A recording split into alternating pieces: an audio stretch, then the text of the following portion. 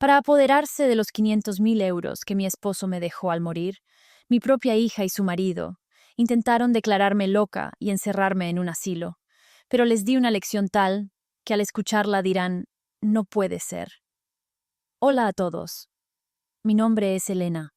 Antes que nada, les recomiendo encarecidamente que escuchen este video hasta el final, porque no van a creer lo que escucharán en esta historia.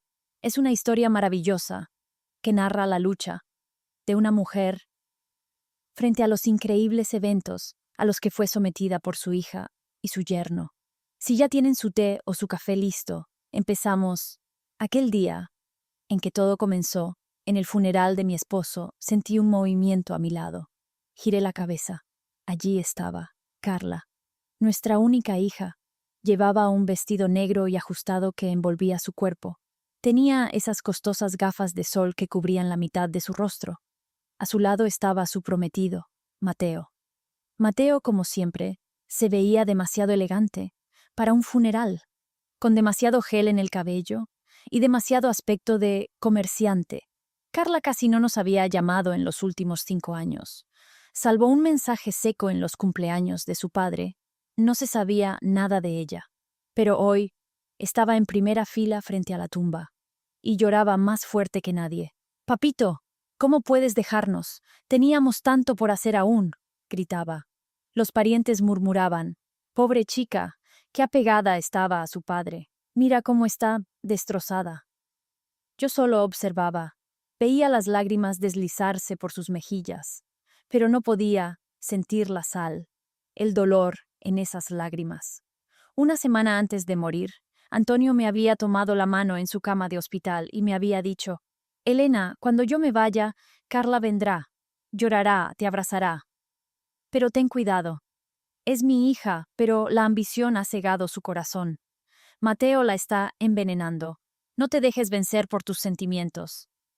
En ese momento pensé que mi esposo exageraba. ¿Podría un hijo actuar en el funeral de su padre? Cuando terminó la ceremonia, Carla me abrazó.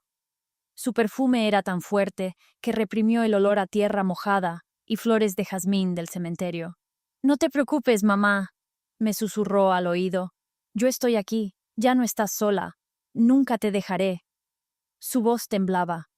En ese momento, a pesar de la advertencia de Antonio, una esperanza brotó dentro de mí. Quizás la muerte de su padre la había cambiado. Quizás ese corazón de piedra se había ablandado. Ay, Elena, qué ingenua eras. Ese abrazo no era el cariño de un hijo, era el abrazo de una boa constrictor, envolviendo a su presa.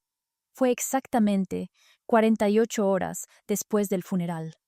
Antes de que nuestras lágrimas se secaran, Carla nos arrastró a la oficina del abogado diciendo, «Resolvamos los asuntos legales de inmediato, mamá, para que tu mente descanse».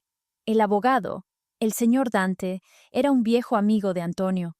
Estaba sentado en su escritorio, mirándonos por encima de sus gafas. La habitación estaba fría. Carla estaba sentada en el borde de la silla. Movía la pierna constantemente, marcando un ritmo en la mesa con sus dedos. Mateo estaba de pie detrás de ella, escudriñando la habitación como un buitre. Los ojos de ambos estaban fijos en ese sobre cerrado sobre la mesa. El señor Dante se aclaró la garganta y abrió el sobre. «Es la última voluntad del difunto Antonio Rossi», comenzó. Carla contuvo la respiración.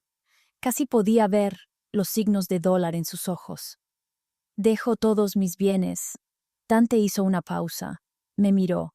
La casa unifamiliar en Barcelona donde se reside actualmente, los 500.000 euros en efectivo en el Banco Garanti y todos los pagos provenientes del seguro de vida a mi amada esposa, mi compañera de vida, Elena Rossi. Hubo un silencio profundo y pesado en la habitación. Se podía oír el vuelo de una mosca.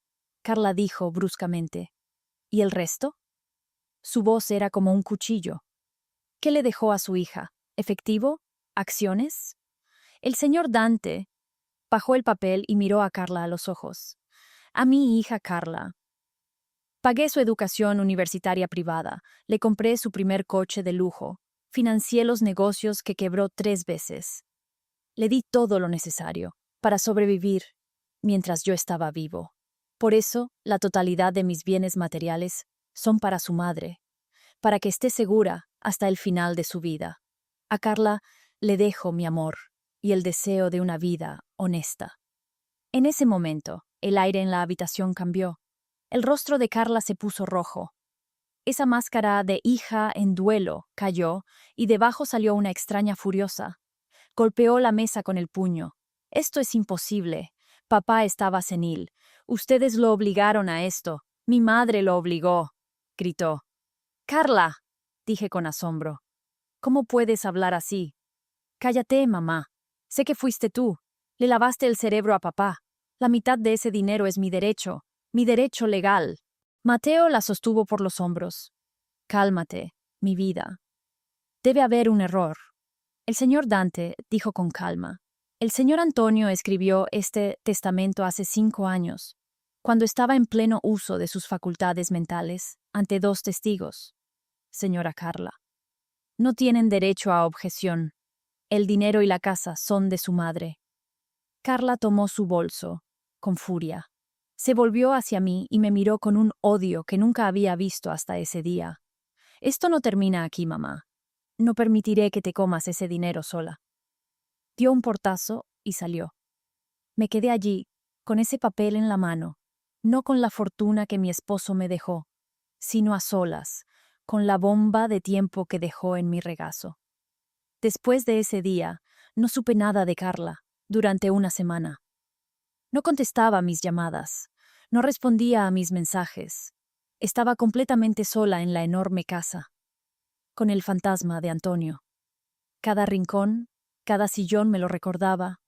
Por las noches, subía el volumen de la televisión, para que el silencio de la casa no me volviera loca. Perdí a mi hija, me decía a mí misma. Por culpa del dinero perdí a mi única hija. Justo cuando había perdido la esperanza, un martes lluvioso por la noche, sonó el timbre. Abrí. Era Carla. Pero esa mujer furiosa y monstruosa de la notaría se había ido. Estaba empapada. Tenía mis tulipanes blancos favoritos en la mano. Su maquillaje se había corrido. Sus ojos estaban hinchados. Apenas abrí la puerta, cayó de rodillas. Mamá, perdóname, te suplico que me perdones. Me sorprendí. ¿Carla? Ese día estaba en shock, mamá. La muerte de papá, el luto, el miedo al futuro. No sabía lo que decía. Me peleé con Mateo, también le grité a él. No quiero dinero, solo quiero que mi papá vuelva. Y si ahora tú también te enfadas conmigo, no podré vivir. ¿Qué hace una madre? Aunque su corazón sangre, ¿puede rechazar a su hijo que viene a su puerta? La advertencia de Antonio resonó en el fondo de mi mente, pero mi instinto maternal prevaleció. Levántate, hija, dije. Levántate, te vas a enfermar. Entró, me abrazó. Mateo también estaba detrás, con la cabeza baja, como un niño culpable. Lo siento, señora Elena, no pude calmar a Carla. Ese día, dijo. Esa noche se quedaron en casa. Carla me preparó mi sopa favorita. Me peinó el cabello. Miramos álbumes viejos, reímos y lloramos. Me dijo, mamá, esta casa es muy grande. Estás sola aquí. Tendrás miedo. Permítenos cuidarte más a menudo. Ya no soy la antigua Carla. Entendí el testamento de papá. Él quería que estuvieras segura, y yo cumpliré su voluntad. Te haré vivir como una reina. Tú maneja el dinero. Yo solo seré tu hija. Ay, Elena, ¿cómo no pudiste ver que esas dulces palabras y esa sopa caliente estaban mezcladas con veneno? Había dejado entrar a mi hija a casa, pero en realidad había metido al caballo de Troya en mi castillo. La primera semana fue como un sueño. Carla y Mateo empezaron a quedarse en la habitación de invitados para no dejarme sola. Por las mañanas el desayuno estaba listo. El jardín estaba limpio. Mateo hacía las compras del mercado. «Qué suerte tengo», le decía a mi vecina Rosa. Mi hija entendió su error. Pero la segunda semana las cosas empezaron a cambiar poco a poco. Primero el sillón de Antonio. ese sillón de cuero frente al televisor que tanto amaba mi esposo. Una mañana me levanté y el sillón no estaba. «Carla», dije, «¿dónde está el sillón de tu padre?» Carla sonrió. «Mamita, estaba muy viejo y acumulaba polvo. ¿Tienes asma? Lo guardamos en el depósito para que no te haga daño. Compramos este sillón de lectura moderno en su lugar. Mira qué elegante». Quise protestar, pero me callé porque lo hicieron por mi salud. Luego, las llaves de la casa. «Mamá, no te canses para abrir la puerta, que nosotros también tengamos una copia». Dijeron e hicieron copias. Luego Mateo comenzó a usar el despacho de Antonio. «Haré mis reuniones de trabajo aquí, para no molestarte en la sala», dijo. Poco a poco, milímetro a milímetro, estaban reduciendo mi espacio en mi propia casa. Las fotos de Antonio fueron retiradas porque ahogaban la pared. Las cortinas pesadas que me gustaban fueron cambiadas para que entrara el sol. Empezaba a sentirme como una invitada en mi propia casa, pero no podía alzar la voz, porque cada vez que decía algo, Carla hacía un chantaje emocional. «Nos esforzamos por tu bien, mamá, ¿no nos quieres?» La ocupación había comenzado, y yo estaba demasiado cansada para resistir. La tercera semana comenzó la guerra psicológica. Una noche, mientras dormía, escuché ruidos en el piso de abajo. Pensé que había entrado un ladrón. Bajé las escaleras. La puerta del patio trasero estaba abierta de par en par. El aire frío entraba. «¡Carla! ¡Mateo!», grité. Carla vino corriendo, frotándose los ojos. «Mamá, ¿qué pasa? Son las 3 de la madrugada». «La puerta», dije temblando. «La puerta está abierta. Alguien entró». Carla fue a la puerta y la cerró. Luego se volvió hacia mí con cara de preocupación. «Mamá, tú dejaste la puerta abierta». «¿Yo?», dije en shock. «Yo la cerré con llave antes de dormir, lo juro». «No, mamá», dijo Mateo viniendo desde atrás. «La abriste para sacar la basura por la noche, y luego olvidaste cerrarla. Yo me di cuenta, pero no dije nada, porque te dormiste. De hecho, la había cerrado». «¿La abriste de nuevo?» «Yo no la abrí». Carla me abrazó. «Está bien, mamá. Cálmate. Estas cosas pasan. La vejez, el estrés, la ausencia de papá te confundió la cabeza. Vamos a la cama». Me acostaron, pero yo no pude dormir esa noche. ¿Realmente estaba olvidando? ¿Había sacado la basura? Al día siguiente encontré mis gafas en el refrigerador. Encontré mi billetera en el gabinete del baño. Cada vez Carla estaba a mi lado. «Mamá, ¿te confundiste de nuevo? ¿Deberíamos ir al médico? Papá también había empezado así en sus últimos tiempos». Habían comenzado a hacerme dudar de mi propia cordura. Sin embargo, quien puso esas gafas allí fue Carla.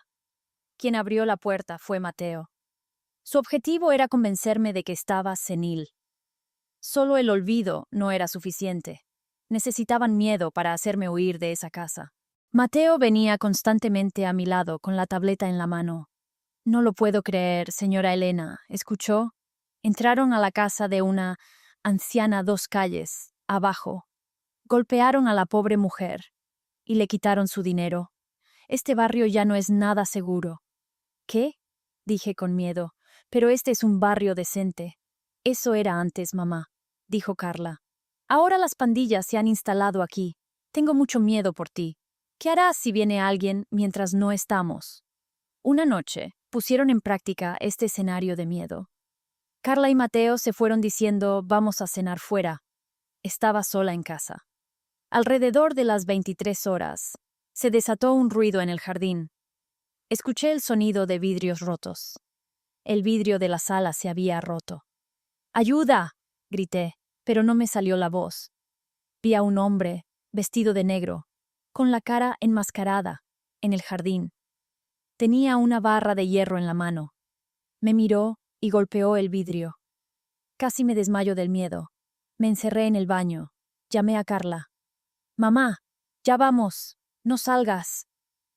Llegaron 10 minutos después. Mateo corrió al jardín con un bate de béisbol en la mano. Escuché gritos, sonidos de lucha. Luego Mateo entró sin aliento. con la camisa rota. Escapó el desgraciado. Casi lo atrapaba. Mamá, ¿estás bien? Carla me abrazó llorando. ¿Viste, mamá? Podría haberte matado. Ya no podemos dejarte sola en esta casa. Esta casa será tu tumba. Esa noche me senté, temblando de miedo hasta la mañana. Lo que no sabía era esto. Ese hombre, enmascarado, era un amigo de Mateo, con el que tenía deudas de juego. Le habían pagado para que rompiera el vidrio.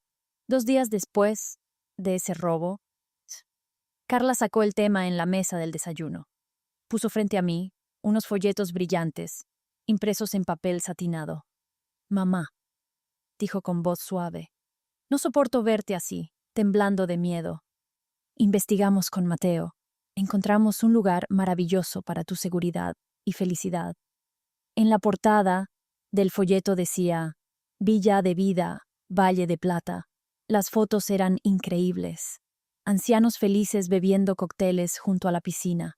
Jardines verdes, habitaciones de lujo, centro de spa, médico y seguridad, las 24 horas. Esto no es un asilo, mamá, dijo Mateo. No me malinterpretes. Esto es un hotel de 5 estrellas. Solo se queda gente de élite, embajadores retirados, artistas. Pero mi casa, dije. Amo mi casa. Tu casa se quedará, mamá, dijo Carla. No venderemos la casa, jamás.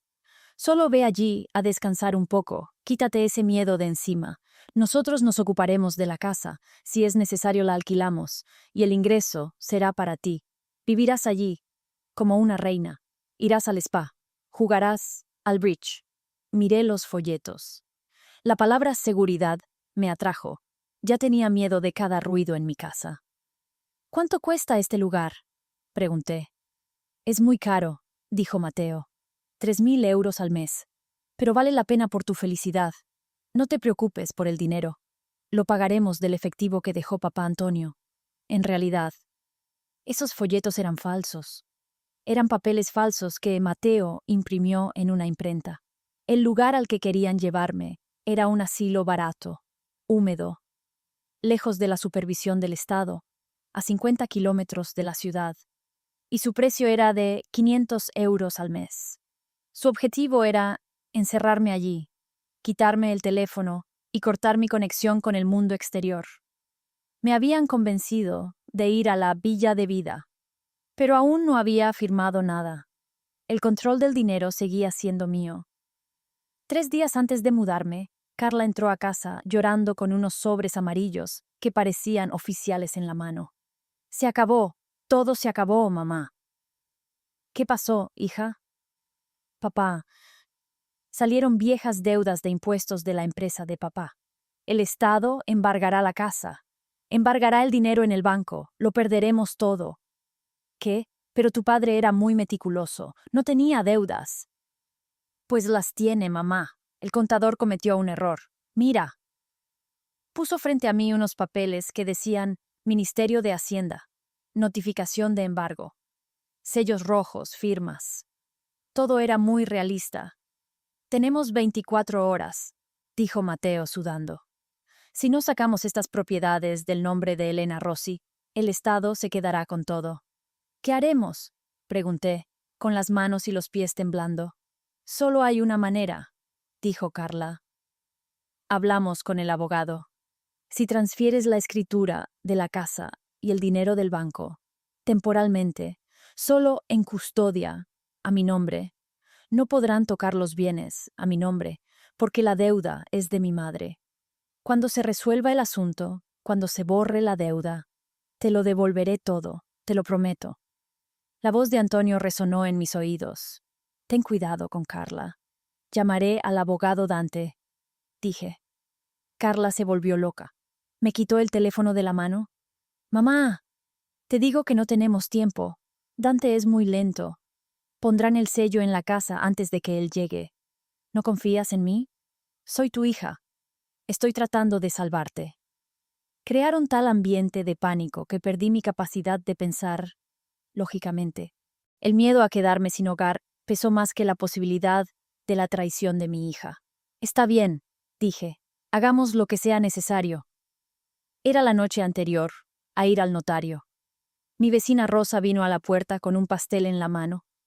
Rosa es una mujer inteligente. Había intuido que algo andaba mal.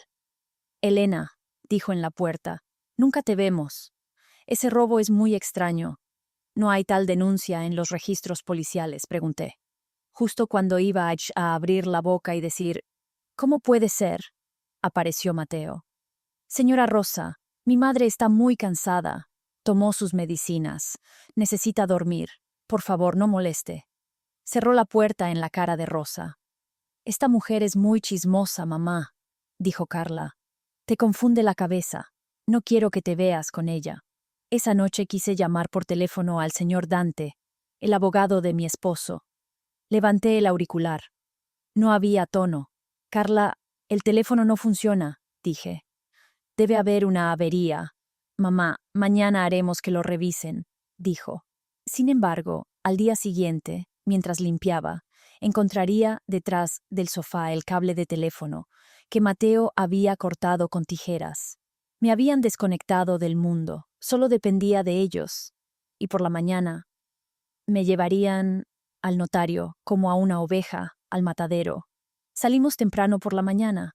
No íbamos a nuestro propio abogado, el señor Dante, sino a un notario conocido de Mateo que terminaba el trabajo muy rápido en el otro extremo de la ciudad. En el coche Carla me tomó la mano. Su mano estaba helada. No tengas miedo, mamá. Esto es solo una formalidad. Un traspaso en papel. Seguirás viviendo en tu casa. Tu dinero seguirá siendo tuyo. Solo estamos escondiendo bienes del Estado. La oficina del notario estaba en un edificio comercial lúgubre. Adentro olía a humo de cigarrillo. El notario era un hombre gordo y sudoroso. Ni siquiera me miró. ¿Están listos los documentos, Mateo?, dijo. Listos, dijo Mateo. Pusieron una gran pila de papeles frente a mí. Firme aquí, señora Elena. Rápido, hay gente esperando. Me puse las gafas. Traté de leer la primera página. Decía, promesa de venta de inmueble y poder notarial pleno. ¿Venta?, dije. ¿No era en custodia? Carla me susurró al oído. Mamá, en el lenguaje oficial no existe la custodia. Lo mostramos como venta para que sea convincente. Vamos, por favor. Los oficiales de embargo pueden ir a la casa. En cualquier momento. Mateo hacía temblar su pierna debajo de la mesa. Estaba bajo presión. Una parte de mí decía, no firmes, huye. La otra parte decía, tu hija no te haría esto, es tu sangre. Tomé el bolígrafo. Miré la punta de tinta. Ibas a entregar mi vida, el esfuerzo de mi esposo, mi futuro con esta tinta. La imagen de Antonio apareció ante mis ojos. Me sonreía, pero era una sonrisa triste. Agua, dije. Se me secó la garganta. Mateo resopló, pero se levantó y trajo agua. Mientras bebía agua pensé, si no firmaba, no me llevarían a casa. Si firmaba, podría perderlo todo. Pero, ¿y si firmaba y fingía no haber firmado? Recordé mi juventud, los años que trabajé en el banco, las reglas de las circulares de firmas. Si hacía una firma diferente a mi firma en los registros oficiales, ese documento sería técnicamente sospechoso y podría anularlo en la corte. Presioné el bolígrafo contra el papel. Tenía que escribir Elena Rossi. Esa era la firma que usaba desde que me casé. Pero yo, cambiando ligeramente mi letra, hice una firma mezclada con el apellido de mi madre, Elena Vitti, y junto a la fecha agregué las letras BA, muy pequeñas, casi invisibles, bajo amenaza. Este era un viejo truco que usaban los banqueros cuando eran tomados como rehenes. Listo, dije. Firmé. Carla retiró el papel de enfrente de mí, de inmediato. Sus ojos brillaban. ¿Terminó?, le preguntó al notario. El notario selló el documento sin verificar la firma. Felicidades. La casa y las cuentas están ahora bajo la autoridad de la señora Carla. Cuando salimos del notario hacía sol, pero en mi interior era invierno. Celebremos, dijo Mateo. Nos libramos de una gran carga. Me dejaron en casa. Mamá, tú descansa. Nosotros vamos a la oficina de impuestos, a levantar ese embargo, dijeron. Pero no fueron a la oficina de impuestos. Fueron a una licorería y compraron el champán más caro. Cuando llegaron a casa por la noche, estaban como borrachos. Yo estaba en mi habitación. Había dicho estoy durmiendo, pero tenía los oídos atentos detrás de la puerta. Abajo hablaban en la sala. Sus voces se elevaban. Mateo. No lo puedo creer, Carla. Lo hicimos. La mujer se lo tragó. 500.000 euros y una casa de 1 millón. Ahora todo es nuestro. La voz de Carla. Fue muy difícil, pero valió la pena. Esa estúpida mujer realmente creyó que soy una buena hija. Le mentí mirándola a los ojos, y no dijo nada. Mateo. Entonces, ¿qué hacemos mañana? ¿Qué pasará con lo de la villa de vida? Carla soltó una carcajada. En ese momento, esa risa me arrancó el corazón. ¿Qué villa de vida, mi amor? Ya quemé esos folletos. Mañana temprano la llevaremos al asilo estatal. Ese lugar barato fuera de la ciudad, ya sabes. Allí, 300 euros al mes. El dinero restante es para nosotros. Que vea qué hace allí. También le quitaremos el teléfono. No podrá llamarnos nunca más. Mateo. ¿Y la casa? ¿Cuándo la vendemos? Carla. Inmediatamente daremos los muebles al ropavejero y tiraremos a la basura esos trapos de mi madre. Detrás de la puerta, con la mano en la boca, me derrumbé en el suelo, gritando en silencio. Mi hija que se preocupaba por mí. Iba a tirarme como basura y vivir la vida con mi dinero. En ese momento dejé de llorar. Me sequé las lágrimas, me puse de pie. Caminé hacia el despacho de Antonio, hacia esa caja fuerte secreta. Antonio me había dado una llave antes de morir. Elena, usa esto solo, pero solo si Carla te traiciona. No la abras hasta entonces, había dicho. Ahora había llegado ese momento. Abrí la caja fuerte. Dentro había una carpeta y una memoria USB.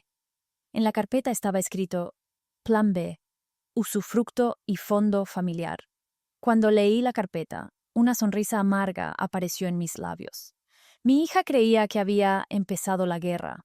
Sin embargo, la guerra había terminado. Solo que ella no lo sabía. Al amanecer, la puerta de mi habitación se abrió de un golpe. Carla entró con una bolsa de basura en la mano. Llevaba bata. Tenía una taza de café en la mano. Buenos días, mamita. Vamos, levántate. Prepara tu maleta. Te llevamos de vacaciones. Su voz era burlona. Había escuchado anoche lo que eran esas vacaciones. Me levanté de la cama. No protesté en absoluto. Está bien, hija, dije. Carla se sorprendió. Esperaba que llorara, que suplicara. ¿Qué pasa? ¿No protestas? ¿No te costó dejar tu casa? La miré. En lo profundo de mis ojos, sentí el coraje de Antonio. Así era la voluntad de tu padre, dije con calma. Destino. Recogí mis cosas. No solo escondí mi ropa, sino también esa carpeta secreta de Antonio en el fondo de mi bolso. Al salir de casa miré hacia atrás, a esos pasillos donde pasaron mis 45 años. Mateo tocaba la bocina del coche en la puerta. Vamos, aún tenemos que llegar al banco. Carla me agarró del brazo y me arrastró. Vamos, mamá, no hagas drama. Cuando subí al coche, Carla me besó la mejilla. Todo es por tu bien. Sonreí por dentro. Sí, Carla, dije en silencio. Todo será por mi bien, pero no de la manera que tú crees. El coche se alejó del centro de la ciudad. Pasamos los barrios de lujo, entramos en la zona industrial. Finalmente nos detuvimos frente a un edificio gris, con la pintura descascarada y rejas de hierro. En el letrero decía Centro de Cuidado de Ancianos Paz. Pero el olor que venía de adentro era una mezcla de cloro y moho. Mateo dijo sonriendo: Aquí llegamos. Este es su palacio, señora Elena. Entramos. Ancianos dormitando en sillas de ruedas en los pasillos. Cuidadores malhumorados, gritándoles. Entramos a la oficina del director. Carla dijo: Trajimos a mi madre. Hicimos el pago por adelantado, ¿verdad? El paquete más barato. El director, un hombre de dientes amarillentos, dijo: Sí. Pabellón de 6 personas. No hay horario de visitas. Teléfono prohibido. Carla se volvió hacia mí. Me quitó el teléfono de la mano. No necesitas esto, mamá. Ya te confundes mucho. Luego se inclinó a mi oído. Se quitó la máscara por completo. Mira, mamá, esto no es un hotel de 5 estrellas, pero es suficiente para una mujer desagradecida como tú. Nosotros nos comeremos ese dinero. Y tú te pudrirás aquí llorando por mi padre. Ni intentes escapar de aquí. Los guardias de la puerta son muy duros. Me dejaron allí, en ese pasillo gris, con una bolsa de basura y me dieron la espalda. Al salir, Mateo saludó con la mano. Adiós, suegra. La puerta se cerró sobre mí. Se oyó el sonido de la cerradura, pero no sabían. Tenía un segundo teléfono cosido dentro del forro de mi chaqueta. Y en la marcación rápida de ese teléfono estaba registrado el hombre de mayor confianza de Antonio, el abogado señor Kemal. Exactamente 15 minutos después de que se fueran, me llevaron a ese sucio pabellón de 6 personas. Las camas eran de hierro, las sábanas grises. La enfermera dijo: «Acuéstate aquí, tía, no hagas ruido». «Necesito ir al baño», dije. Entré al baño y cerré la puerta con llave. Con manos temblorosas, rasgué el forro de mi chaqueta. Saqué mi pequeño teléfono. Llamé al señor Kemal. «¿Hola? ¿Señora Elena?» «Señor Kemal», dije. «Inícielo, active el plan B y sáqueme de aquí inmediatamente». «A sus órdenes, señora. Veo su ubicación. Estaré allí en 20 minutos. Voy con escolta policial». 20 minutos después, se escucharon sirenas en esa puerta donde estaban los guardias duros. El director corrió a mi habitación.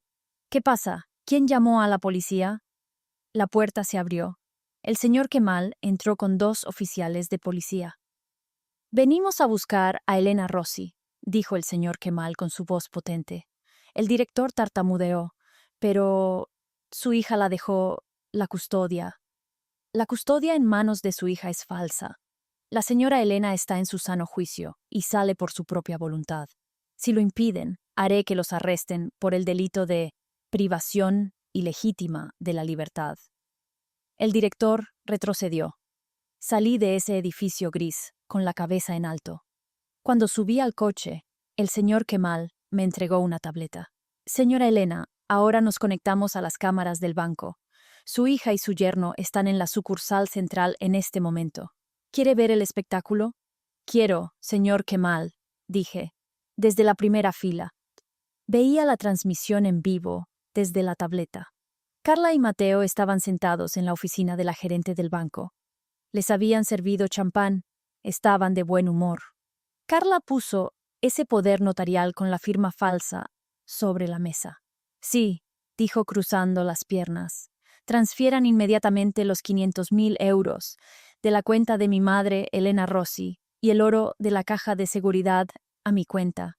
Necesitamos efectivo». La gerente sonrió. Escribió algo en la computadora. Luego frunció el ceño. Escribió de nuevo. «¿Hay algún problema?», preguntó Mateo con voz tensa. «El sistema no da aprobación», dijo la gerente. «¿Qué quiere decir con que no da? La firma está ahí», gritó Carla. La gerente giró el monitor hacia la pantalla. Un aviso rojo parpadeaba. «Fondo de Protección Familiar, Trust. Bloqueado». «Señora Carla», dijo la gerente. Su padre, el señor Antonio, transfirió este dinero a un fondo especial antes de fallecer. Según las reglas de este fondo, el dinero solo se puede retirar con la aprobación de firma húmeda y biométrica que la señora Elena dé personalmente en la sucursal bancaria.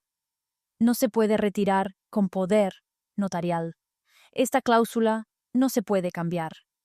Carla pareció haber recibido un disparo en la cabeza. «¿Cómo? Pero dijeron que el dinero era de mi madre». «Está en uso de su madre, pero la propiedad pertenece al fondo. No pueden tomar ni un euro sin que su madre venga aquí y escanee su huella digital». Mateo golpeó la mesa. «Maldición. Esa mujer ahora está encerrada en el asilo. ¿Cómo la traeremos aquí?». Carla gritó. «Si es necesario, la traeré arrastrando». Justo en ese momento sonó el teléfono de la gerente. Hola, sí, señor Kemal. Entiendo, de inmediato. La gerente colgó el teléfono. Le lanzó una mirada helada a Carla. Estoy llamando a seguridad. El abogado de la señora Elena llamó. Puso una medida cautelar en la cuenta por sospecha de fraude. Por favor, abandonen la sucursal. Habían sido expulsados del banco. Mateo golpeaba el volante en el coche. No podía escuchar sus voces desde la tableta, pero podía ver el terror en sus rostros. El señor Kemal preguntó: ¿Qué creen que harán ahora? No pudieron tomar el dinero, dije. Les queda una sola opción: vender la casa. Mi predicción era correcta. Carla se aferró al teléfono. ¿Hola? ¿Inmobiliaria Pedro? Sí, soy Carla. Vendemos la casa que dejó mi padre urgentemente. Bajamos el precio. 800.000 euros. Efectivo. Encuentra un cliente hoy mismo. Mateo dijo: vendemos la casa y tomamos el dinero. Luego huimos al extranjero con ese dinero. Tu madre ni se enterará mientras se pudre en ese agujero. No sabían que yo los estaba esperando en la oficina del señor Kemal, con mi café caliente en la mano. Y en casa les esperaba una sorpresa mucho mayor. Por la tarde, Carla ya había encontrado un cliente. Fueron a la casa para mostrarla. Tenían al agente inmobiliario y a un comprador rico con ellos. Intentaron abrir la puerta con sus propias llaves. La llave no entró. ¿Qué pasa?, dijo Carla. ¿Acaso esa vieja senil cambió la cerradura? Llamaron a un cerrajero, abrieron la puerta, pero adentro no estaba vacío. 2 guardias de seguridad privada, uniformados y armados, estaban sentados en la sala. Carla gritó: ¿Quiénes son ustedes? Salgan de mi casa. El jefe de seguridad se puso de pie. Esta es propiedad de Elena Rossi. No pueden entrar sin permiso. Soy su hija. La escritura está a mi nombre, gritó Carla, sacando de su bolso esa escritura fraudulenta. Justo en ese momento, el señor Kemal y yo entramos. La escritura puede estar a tu nombre, Carla, dije con calma. Carla pareció ver un fantasma al verme. Mamá, ¿tú cómo saliste de allí? El señor Kemal intervino. Señora Carla, ¿alguna vez miró detenidamente la escritura que tiene en la mano? En el registro de la propiedad, su padre, el señor Antonio, hizo poner una anotación en el registro de la escritura mientras le transfería la casa. ¿Qué anotación? Usufructo vitalicio, life estate. El señor Kemal explicó. Es decir, la propiedad, nuda propiedad, puede ser suya, pero el derecho de uso pertenece a la señora Elena hasta que muera. Sin el permiso de la señora Elena, no pueden entrar a esta casa, no pueden vender esta casa, no pueden alquilarla. Incluso si la señora Elena quiere, puede prohibirles la entrada a esta casa. Al oír esto, el agente inmobiliario cerró la carpeta. ¿Casa con usufructo? ¿Se están burlando de mí? Esta casa no se puede vender, dijo y se llevó al cliente. Carla se derrumbó donde estaba, se había quedado con un papel de escritura sin valor en la mano. Mateo se volvió agresivo como una rata acorralada. ¿Qué me importa el usufructo?, gritó. En ese contrato de venta también había una cláusula de renuncio al derecho de usufructo. Tú lo firmaste, Elena. Lo firmaste con tu propia mano. El señor Kemal sonrió. Sacó de su maletín una copia de ese documento del notario. ¿De qué firma habla, señor Mateo? ¿De esta firma? Les mostró el papel. En la parte de la firma decía Elena Vitti y al lado un pequeño B.A. Carla miró con asombro. ¿Elena Vitti? ¿Quién es ella? Ese es mi apellido de soltera, Carla, dije. Y esta firma no es mi firma oficial. No coincide con mi firma en el banco ni en el registro civil. El señor Kemal continuó. Además, las letras B.A. significan bajo amenaza. Mientras la señora Elena hacía esta firma, firmó mal a propósito, para probar que ustedes la amenazaron y la obligaron a firmar. Además, la grabadora de voz que llevaba ese día grabó sus amenazas en la oficina del notario. El rostro de Mateo se puso pálido como la cal. ¿Grabación de voz? Saqué ese pequeño dispositivo de mi bolsillo. Presioné el botón de reproducción.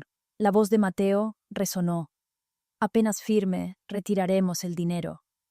Que la mujer muera en el asilo. Esto es ilegal, tartamudeó Carla. Sí, dije. Pero palidece en comparación con los delitos de estafa calificada, abuso de ancianos y restricción de la libertad que ustedes cometieron. Se oyeron sirenas de policía desde afuera. Mateo entró en pánico.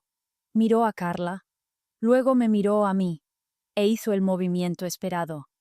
Yo no lo hice, gritó Mateo. No es mi culpa. Todo fue idea de su hija, señora Elena. Ella me obligó. Ella fue quien dijo odio a mi madre. Tomemos el dinero y huyamos. Carla se volvió hacia su prometido en shock. Mateo, ¿qué dices? Tú hiciste el plan. Tú arreglaste al ladrón. Mateo intentó huir, retrocediendo hacia la puerta. ¡Miente! Yo solo soy el yerno. Me amenazó.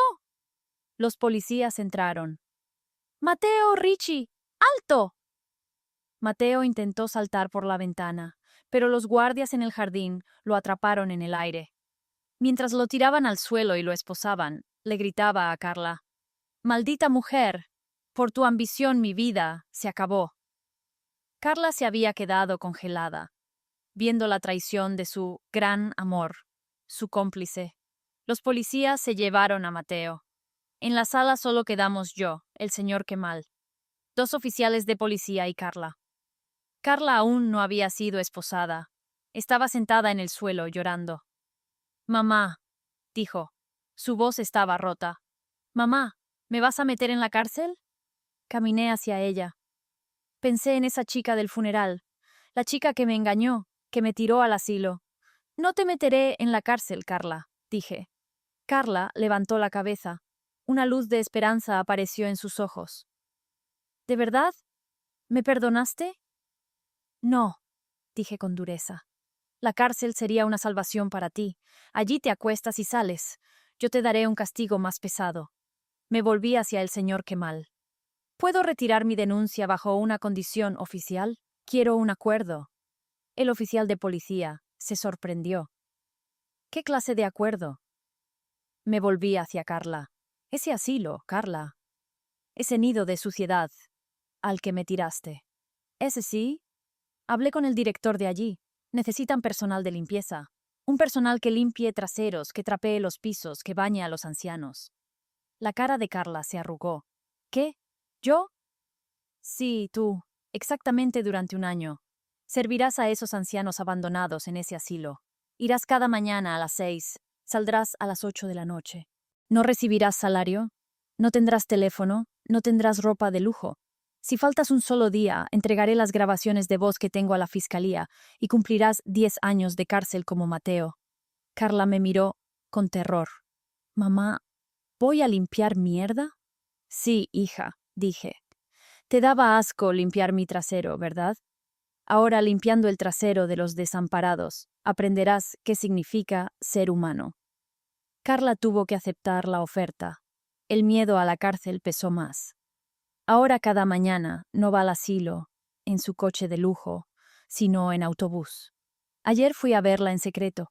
Llevaba un delantal azul. Se había recogido el cabello. No tenía maquillaje. Le estaba dando sopa a una anciana en silla de ruedas. La mujer se derramó la sopa encima. La antigua Carla hubiera gritado y huido. Pero esta Carla sacó su pañuelo del bolsillo. Limpió la boca de la mujer. La escuché decir: «No pasa nada, tía María. Traeré otra». Su voz era suave. Estaba cansada, pero su arrogancia se había roto. Me vio desde la esquina. Nuestras miradas se cruzaron. Bajó la cabeza con vergüenza. Luego volvió a su trabajo. ¿Yo? Estoy en mi casa. Traje de vuelta el sillón de Antonio del depósito. Volví a colgar las cortinas. Mi casa huele como antes. Pero ya no estoy sola. Un día a la semana voy a ese asilo. No para supervisar a Carla, sino para ayudar a los ancianos de allí. Con la fundación que creé, hice renovar ese edificio. Ya no es gris ni húmedo. Mateo está en la cárcel y Carla está en la escuela de la vida. Enmarqué la carta de Antonio y la colgué en la pared. No pierdas a nuestra hija, Elena. A veces tienes que dejarla perder para ganarla. Tenías razón, Antonio. Nuestra hija lo perdió todo. Su dinero, su prometido, su orgullo. Pero creo que está recuperando su alma. Hoy es domingo. Sonó el timbre. Abrí. Era Carla. Era su día libre. Esta vez no tenía un ramo de flores en la mano. No había regalos de lujo. Tenía un pequeño pastel que ella misma hizo. Mamá, dijo, no quiero dinero, solo ¿podemos tomar té contigo? Estoy muy cansada. La miré a los ojos. Ya no tenía esas gafas de sol. Sus ojos estaban desnudos y honestos. Ven, dije. Puse el té. Entró, se quitó los zapatos. No se sentó en el sillón de Antonio, sino en el puff de al lado. Quizás nunca volveremos a ser como antes. Esa confianza se rompió una vez. Pero al menos ahora no tengo enfrente a una cazafortunas, sino a un ser humano que enfrenta sus errores. Queridos amigos, que la lección que saquen de esta historia sea esta. La herencia no es el dinero en el banco. La herencia es la moral que dejan. Si miman a sus hijos con dinero, llegará el día en que los vendan por ese dinero. Pero si les enseñan la dificultad de la vida, los amarán por lo que son. Soy Elena Rossi. No tiré a mi hija a la calle. La devolví a la vida. Y esa fue mi mayor victoria. Y antes de terminar el video, tengo una pregunta para ustedes. ¿Qué hubieran hecho ustedes? Por favor, indíquenlo en los comentarios. Los leo todos. Y no olviden suscribirse para no perderse nuevas historias cada día. Y por favor denle me gusta al video. Los quiero. Nos vemos mañana en la próxima historia.